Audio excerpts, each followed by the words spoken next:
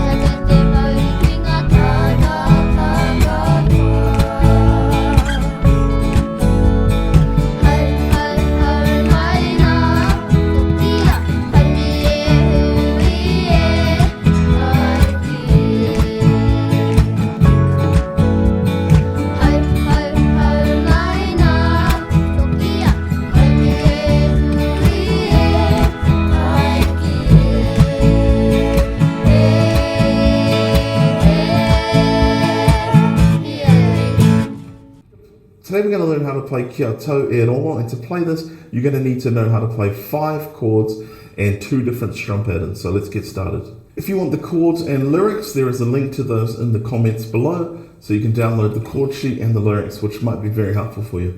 So I'm going to teach you the chords that you need to learn how to play first, and then we're going to go over our strum pattern. So the first chord is an A chord, and you can play this either by fitting all 3 of your first, second, and third fingers into the 2nd fret of your 2nd string, 3rd string, and 4th string, like so. A.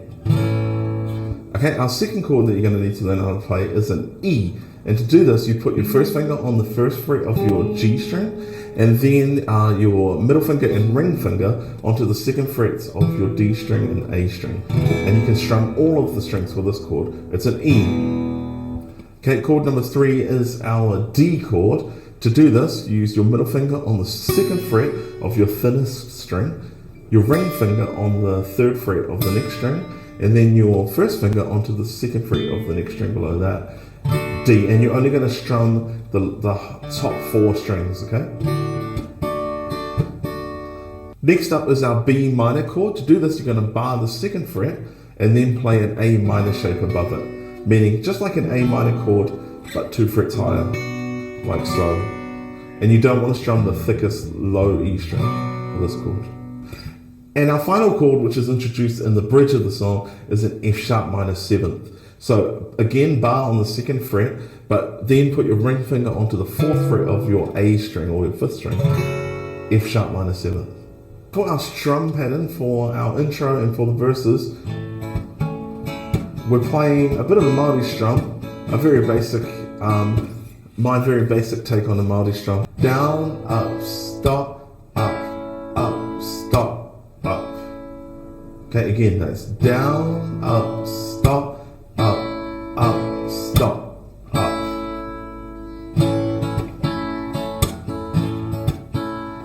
So when I'm saying stop, I'm just simply slapping the strings with my right hand to get that percussive slap. Okay, so down, up, stop, stop, up. And then it begins again.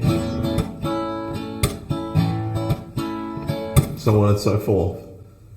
Okay, so our verse, kia tau e rongo.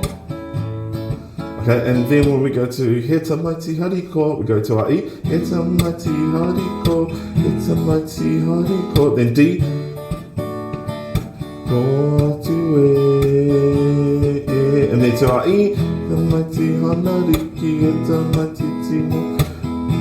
Okay, and then we go back to our A. And then for our transition, the tempo changes slightly and we go to a bit of a reggae strum. And to change to that feel, we just simply play our E chord twice. That's how I'll change. Like that. Okay, and then we're at our whiti. Alright, for our reggae strum, we're going to simply play the chord once, slap, and then the chord twice, slap. And then we repeat that once, slap, twice. Slap. Okay, so like that. Okay.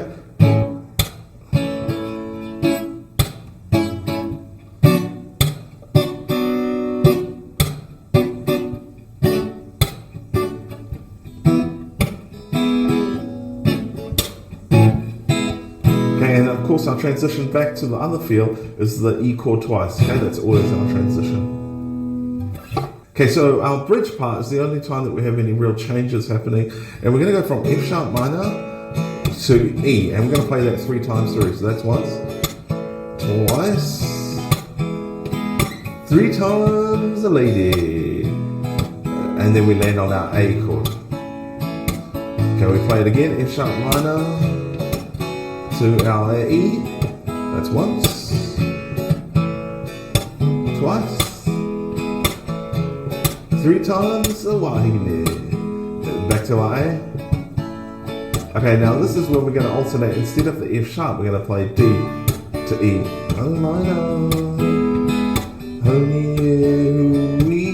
Okay, then we land on our A. Okay, then we repeat that again to D.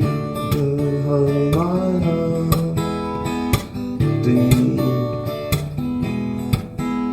Okay, A. And now we just hold A to the end.